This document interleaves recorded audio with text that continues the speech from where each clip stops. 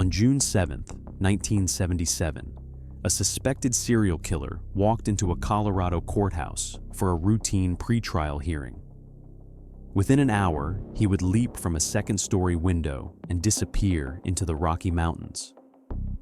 His name was Theodore Robert Bundy, and this was only the beginning. 6 months later, he would do the impossible: escape again. This time, he would squeeze through a hole in the ceiling of his maximum security cell, crawl through air ducts, and emerge in the apartment of the jail's chief officer. By the time guards discovered he was gone, Bundy was already on a plane, heading east. Within weeks, he would kill again. 3 more young women would lose their lives before authorities finally captured him for the last time. This was 1977. America was still reeling from the chaos of the Vietnam War, and trust in institutions was crumbling. The idea that a suspected serial killer could simply walk away from justice, not once, but twice, seemed impossible. Yet Ted Bundy proved that the system designed to contain him was full of cracks, and he exploited every single one. This is the story of Ted Bundy's 2 escapes from custody, the tale of how a charming law student became one of the most notorious fugitives in American history, how he manipulated judges, outsmarted jailers, and used the legal system itself as a tool for his freedom, and how his second escape would lead directly to some of the most brutal murders in Florida's history. To understand how one man could vanish twice from secure facilities and evade capture across multiple states, we have to go back to a cold January night in Colorado when everything began to unravel. January 12, 1975. The Wildwood Inn in Snowmass Village, Colorado, sat nestled in the heart of ski country, surrounded by snow-covered peaks and pine forests. Inside, guests enjoyed the warmth of a mountain resort vacation. Among them was 23-year-old Caryn Campbell, a registered nurse from Dearborn, Michigan. She had traveled to Colorado with her fiancé, Dr. Raymond Godowski, and his 2 children from a previous marriage. It was supposed to be a relaxing getaway, combining a medical conference with family skiing. That evening, after dinner at the hotel restaurant, the family settled into the lobby around 8:30. Caryn realized she had left a magazine in their second-floor room and excused herself to retrieve it. Her fiancé and the children waited for her return. She walked to the elevator, stepped inside, and was seen exiting on the second floor. She never made it to her room. Caryn Campbell simply vanished from a well-lit hotel hallway. Search efforts began immediately. Police and hotel staff combed every corner of the inn. Over 100 interviews were conducted. Roadblocks were established. But there was no trace of the young nurse. No witnesses reported seeing anything unusual. No signs of a struggle. For 36 days, her disappearance remained a complete mystery. On February 17, 1975, a local worker named Louise Oliver was driving along Owl Creek Road, about 3 miles from the Wildwood Inn. She noticed birds circling above a snowbank beside the road. Something was attracting their attention. When she investigated, Oliver discovered what the birds had found: the frozen body of Caryn Campbell, partially buried in snow. She had been beaten to death. Her skull showed 3 distinct fracture patterns. The brutality of the attack was evident even in the frozen remains. Investigators had few leads. Credit card receipts would later reveal that a man named Theodore Bundy had purchased gasoline in Glenwood Springs, just 40 miles away, on the day Caryn disappeared. But in early 1975, Bundy was not yet on law enforcement's radar in Colorado. He was living in Utah, attending law school at the University of Utah. On the surface, he appeared to be a promising young man with political aspirations. He had worked on Republican campaigns, volunteered at a crisis hotline, and was articulate and charming. But beneath that carefully constructed exterior, Ted Bundy was something else entirely. Throughout 1974, young women had been disappearing across Washington state, where Bundy had previously lived. The pattern was chilling and consistent. The victims were typically young women with long hair parted in the middle. They vanished from public places in broad daylight. Some of their remains were later found in remote locations, showing signs of extreme violence. Police in multiple states were beginning to notice similarities in these cases, but the connections had not yet been made. In August 1975, a Utah Highway Patrol trooper named Bob Hayward spotted a Volkswagen Beetle behaving suspiciously in a residential neighborhood late at night. When Hayward turned on his headlights, the vehicle sped away. After a brief chase, Bundy pulled over. Inside his car, police found handcuffs, a ski mask, rope, an ice pick, and pantyhose with eye holes cut into them. It was a killer's toolkit. Bundy was arrested, and the investigation into his activities intensified. Carol DeRanch, a young woman who had narrowly escaped an attempted kidnapping in Utah the previous year, identified Bundy from a police lineup. She had been approached at a shopping mall by a man posing as a police officer who claimed someone had tried to break into her car. He convinced her to get into his Volkswagen, but when he attempted to handcuff her, DeRanch fought back and escaped. Her testimony would prove crucial.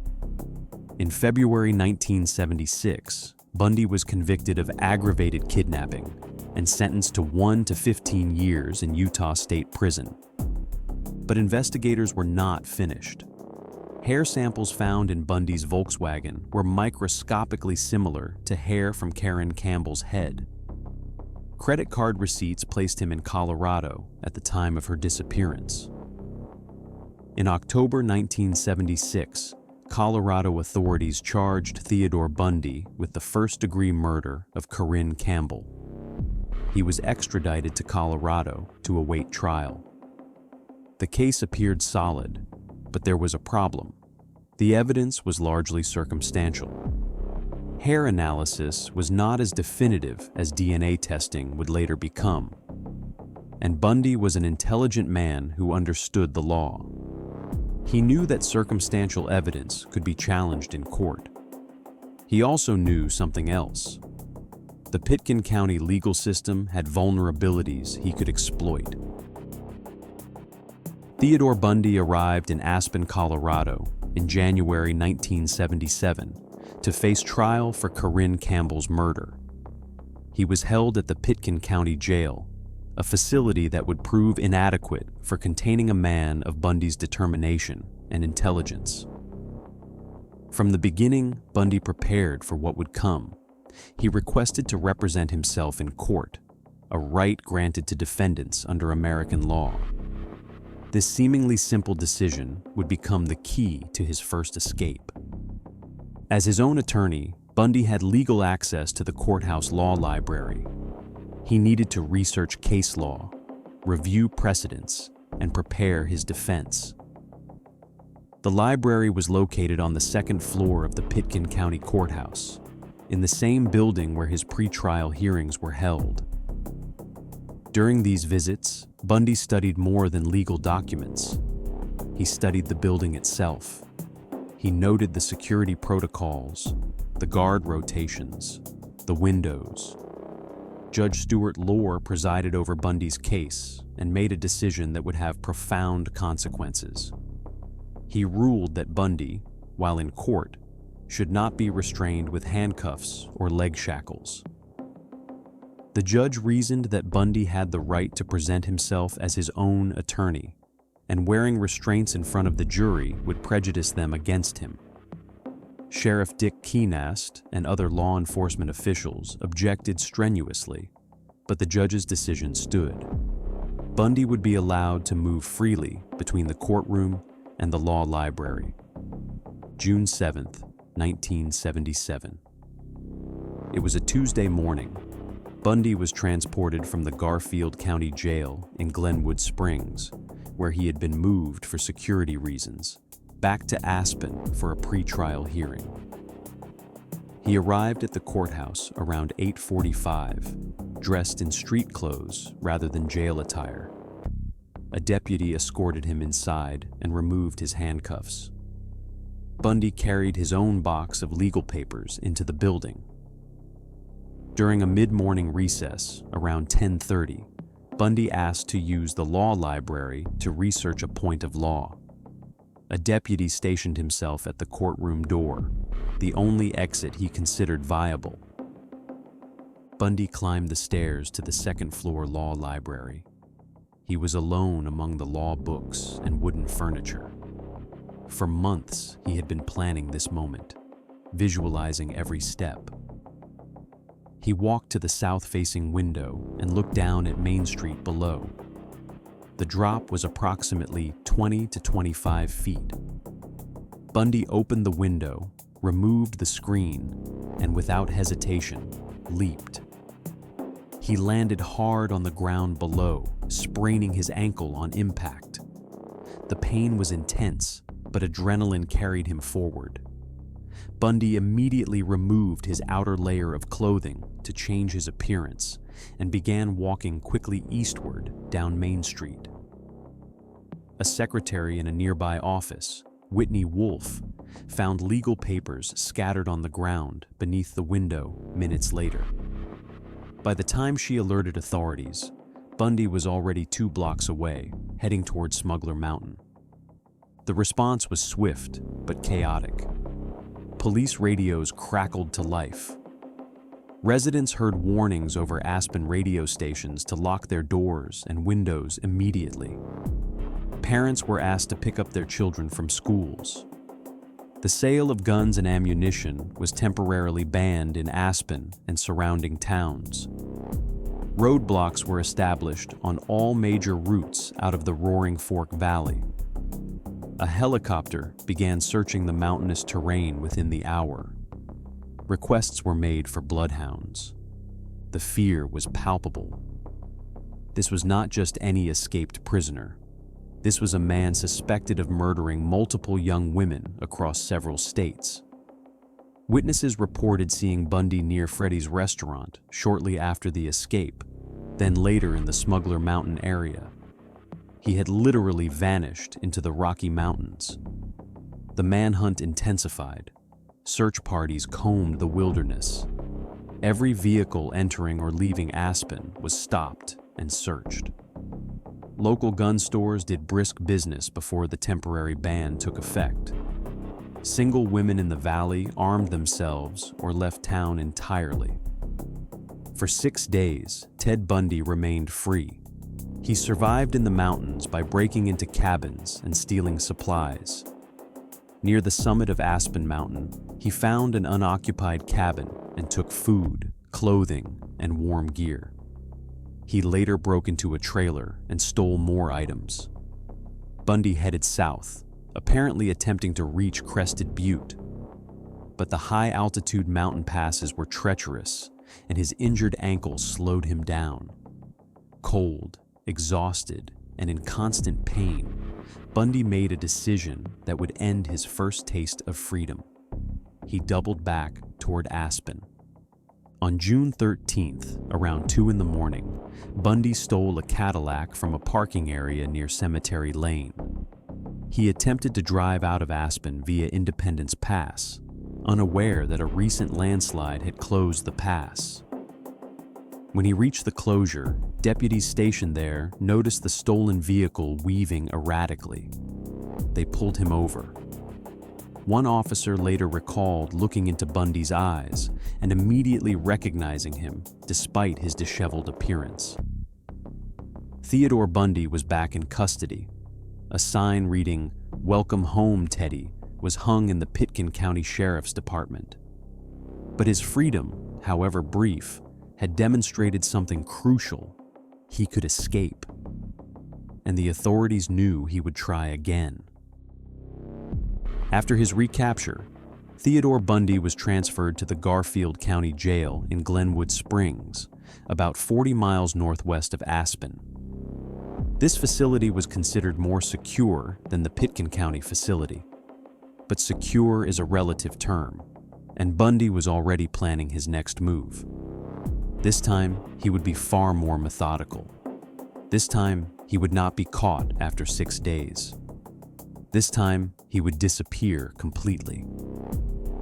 The Garfield County Jail was an older facility with inherent structural weaknesses. In Bundy's cell, there was a light fixture in the ceiling that had not been properly secured. The fixture was supposed to be welded shut, requiring special tools to access. Due to maintenance delays, this work had never been completed. Additionally, there was a small grate in the ceiling, also not fully secured. These imperfections caught Bundy's attention immediately. Over the following months, Bundy began a calculated transformation. Visitors, including his attorney, John Henry Brown, noticed that Bundy was losing significant weight. By some estimates, he shed 20 to 25 pounds. When asked about it, Bundy claimed he was simply exercising and not eating much due to stress about the upcoming trial. The truth was far more calculated. He was shrinking his body to fit through the small opening he had discovered in his cell's ceiling. At night, when the jail was quiet, Bundy worked on widening the hole around the light fixture. He used his intelligence and patience, making tiny adjustments over weeks and months. He studied the jail's routines, noting when guards made their rounds and when the facility was least staffed. He learned that during the Christmas and New Year holidays, many staff members would be on leave, and security would be at its lowest point.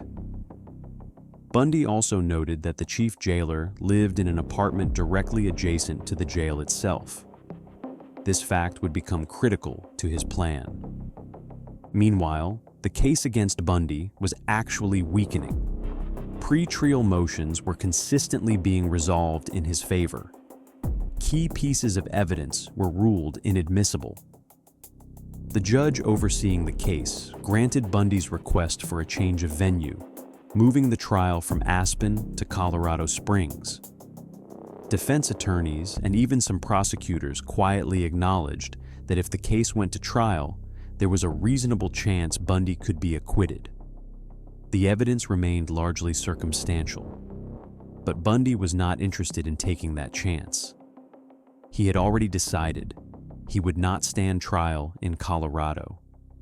December 30th, 1977.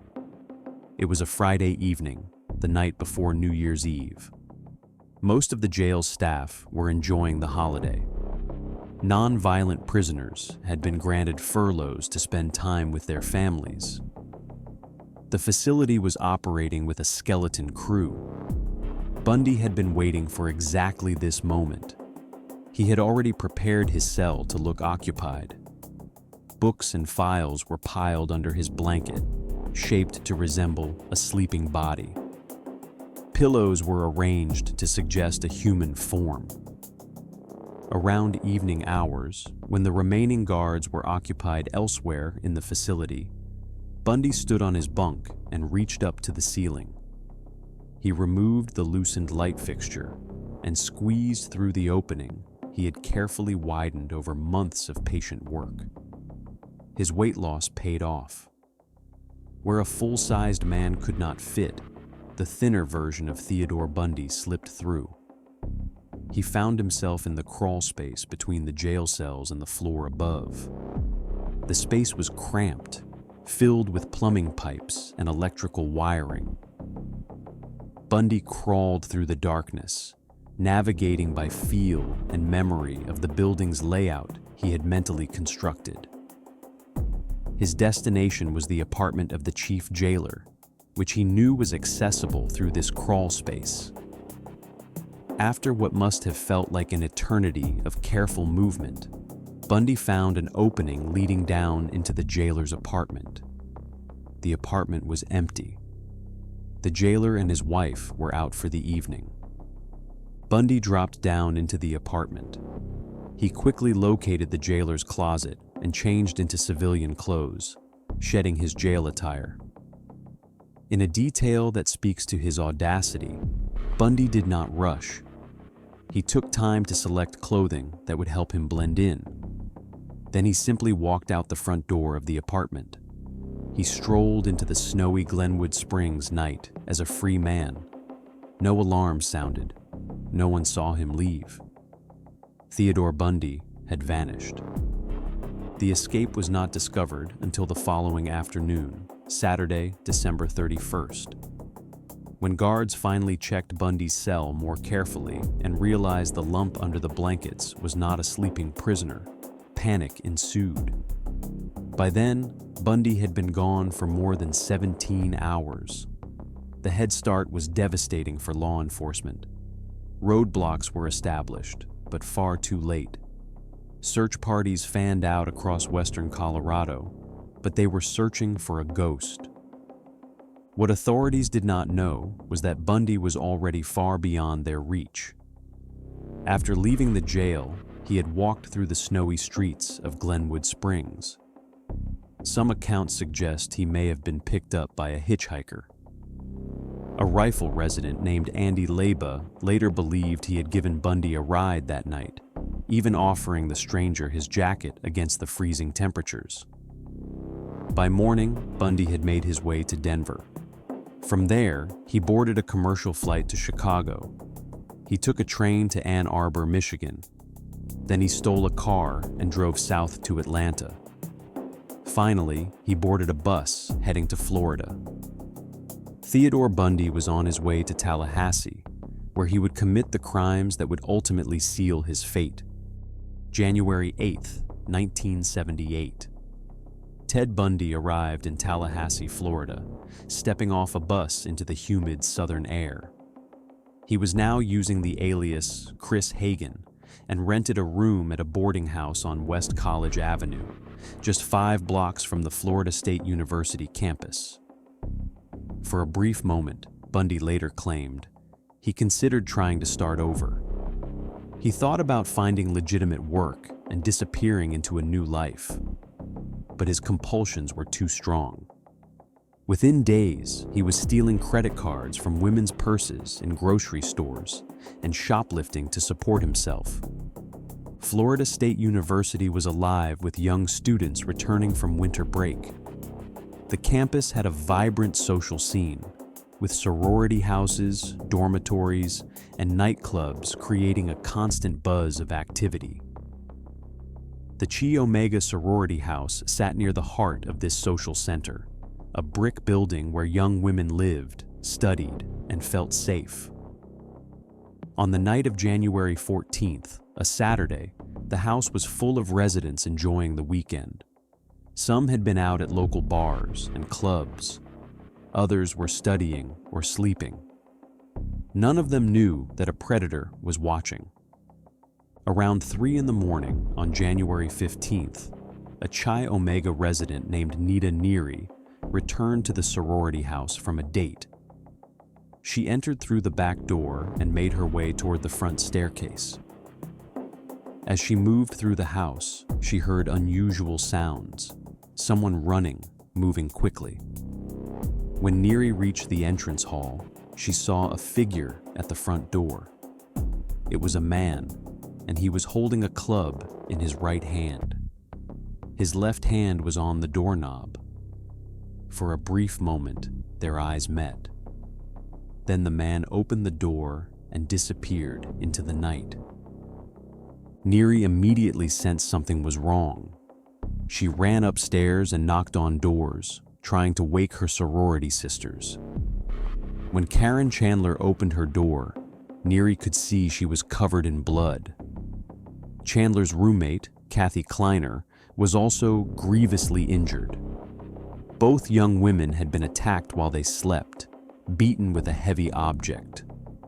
Their injuries were severe: fractured skulls, broken jaws, extensive bleeding, but they were alive.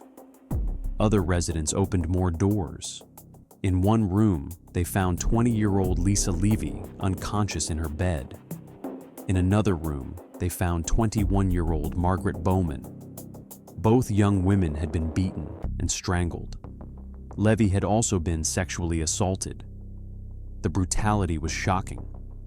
Police arrived to a scene of chaos and horror. 2 young women were dead.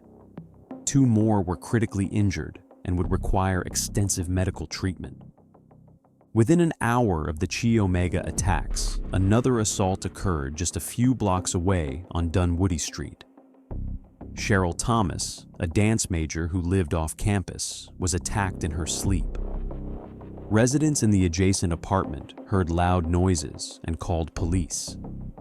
When officers arrived, they found Thomas severely beaten, her skull fractured. Like the Chi Omega victims, she could not identify her attacker. A pair of knotted pantyhose was found in her room, similar to items found at the Chi Omega house. The Tallahassee community was gripped by fear. A killer had struck multiple times in a single night, moving through the darkness with terrifying efficiency. A task force was immediately formed, bringing together the Tallahassee Police Department, Leon County Sheriff's Office, and Florida State University Police. Tips and leads flooded in by the hundreds. Students left campus, many never to return that semester. Those who stayed traveled in groups and locked their doors religiously. Bundy remained in Tallahassee for several weeks after the attacks, living under his alias. He continued stealing to survive, taking more credit cards and burglarizing homes. On February 9th, he committed one final, horrific crime: the kidnapping and murder of 12-year-old Kimberly Leach from her junior high school in Lake City, Florida, about 90 miles east of Tallahassee. The young girl's body would be found weeks later in an abandoned pig shed. But Bundy's luck was running out. On February 15th, 1978, at 1:30 in the morning, a Pensacola police officer named David Lee noticed a suspicious vehicle loitering in a residential area. When Lee approached, the driver sped away. A brief chase ensued before the vehicle was pulled over. The driver presented identification for Kenneth Misner, but the license plate on the car belonged to a different vehicle. Officer Lee arrested the driver on suspicion of car theft. Only later, at the police station, did they discover the truth. Kenneth Misner did not exist. The man in custody was Theodore Robert Bundy, one of the FBI's 10 most wanted fugitives. When authorities confirmed they had captured Ted Bundy, the investigation into the Chi Omega murders and Kimberly Leach's disappearance intensified. Detectives from Colorado contacted Florida law enforcement, sharing information about Bundy's escapes and the pattern of violence that followed him across state lines. Sheriff Ken Katsaris of Leon County later recalled the moment he wrote Bundy's name on a legal pad in his car, realizing this could be the killer they sought. The evidence against Bundy began to accumulate. Witnesses placed him near the Chi Omega house on the night of the murders. Nita Neary's description of the man she saw matched Bundy's appearance. Hair samples found in Cheryl Thomas's apartment were microscopically similar to Bundy's hair. But the most damning evidence was biological, a bite mark on Lisa Levy's body. Forensic odontologists examined the mark and compared it to dental impressions of Bundy's teeth. The match was definitive. Ted Bundy had literally left his signature on one of his victims. In May 1978, a Florida grand jury indicted Bundy on charges of first-degree murder, attempted murder, and burglary for the Chi Omega attacks. The trial began in June 1979 in Miami, after a change of venue due to intense publicity in Tallahassee. The trial was historic.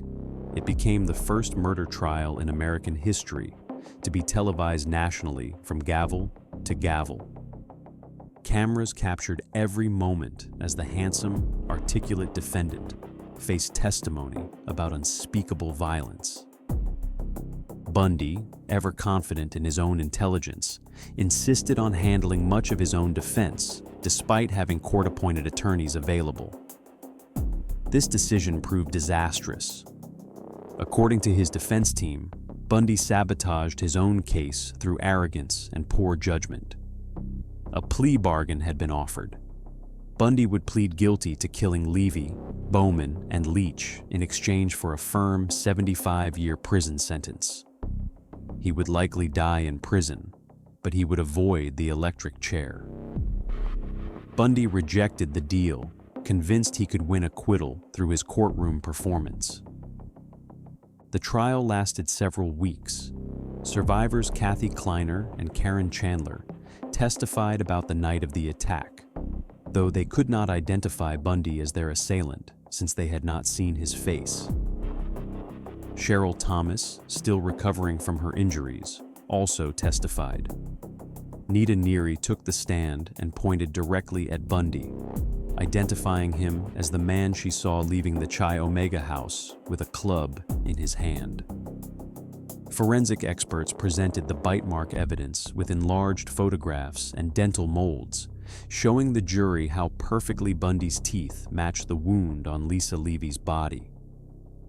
On July 24, 1979, after less than 7 hours of deliberation, the jury returned guilty verdicts on all counts.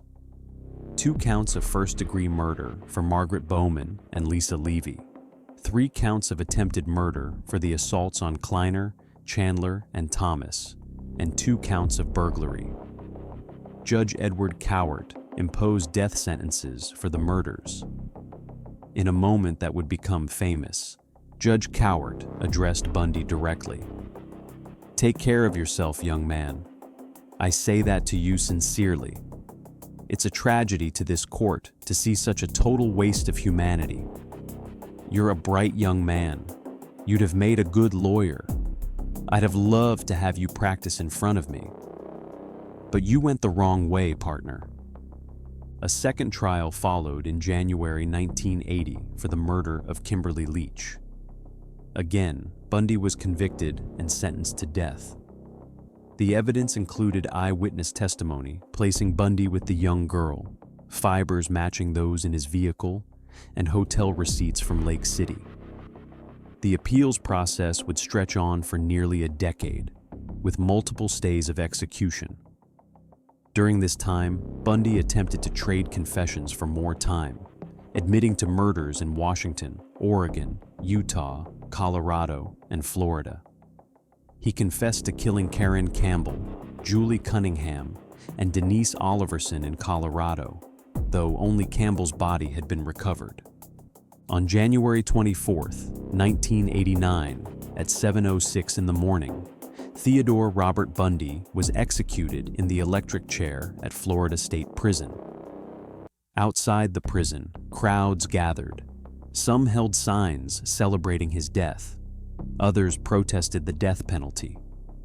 Inside, Bundy had spent his final hours giving interviews to investigators, confessing to 30 murders, though many experts believe the true number could be significantly higher, perhaps reaching 100 victims or more. The escapes that Bundy engineered in Colorado had given him enough freedom to kill at least 3 more times. Margaret Bowman, Lisa Levy, and Kimberly Leach would still be alive if he had remained in custody. The failures of security at both the Pitkin County Courthouse and the Garfield County Jail had cost innocent lives. In the aftermath, both facilities underwent significant security improvements. The lessons learned from Bundy's escapes influenced jail design and courthouse security protocols across the country. Theodore Bundy's 2 escapes from Colorado custody represent one of the most catastrophic failures in American criminal justice history. A man suspected of multiple murders was allowed to walk freely in a courthouse, given access to windows overlooking public streets, and later housed in a facility with obvious structural weaknesses. The systems designed to protect the public failed spectacularly, and the consequences were measured in lives lost. What made Bundy's escapes possible was not just his intelligence and determination, but a combination of institutional complacency, inadequate facilities, and misplaced faith in legal conventions. Judge Lohr's decision to allow Bundy to appear in court without restraints, while legally defensible, created the opportunity for the first escape. The maintenance failures at Garfield County Jail, combined with reduced holiday staffing, enabled the second. Each escape revealed vulnerabilities that should have been addressed, but were not. The human cost cannot be calculated. Margaret Bowman was 21 years old, a junior studying art history with dreams of working in a museum. Lisa Levy was 20, a sophomore known for her warm personality and success as a salesperson at a local clothing store. Kimberly Leach was 12 years old, a child whose life was just beginning. They are the ones we must remember, not the man who killed them, but the people they were and could have become. Today, more than 45 years after Bundy's final escape, his case continues to fascinate and horrify in equal measure. Documentaries, films, and books revisit his crimes regularly. But amid the cultural obsession with Bundy himself, we must not lose sight of the broader lessons. Serial predators exist. They are often intelligent, charming, and manipulative. And the systems we build to contain them must be stronger than the cleverness of any individual. Investigators continue to examine cold cases from the 1970s, looking for evidence that might connect Bundy to additional unsolved murders. Advances in DNA technology have brought new attention to cases where Bundy may have been present. Families of victims whose cases were never definitively linked to Bundy still seek answers. The true scope of his crimes may never be fully known. For the survivors, Caryn Chandler and Kathy Kleiner, life after the attack meant decades of recovery, both physical and psychological. Both women eventually chose to speak publicly about their experiences, honoring their sorority sisters who could not. Their courage in testifying helped ensure Bundy's conviction. Their survival stands as a testament to human resilience in the face of unimaginable evil. Theodore Bundy's escapes will forever remain a dark chapter in Colorado and Florida history. They serve as a reminder that justice systems are only as strong as their weakest points, and that vigilance can never be relaxed when dangerous individuals are in custody. The question that haunts us is not how Bundy escaped. The question is how we allowed it to happen twice.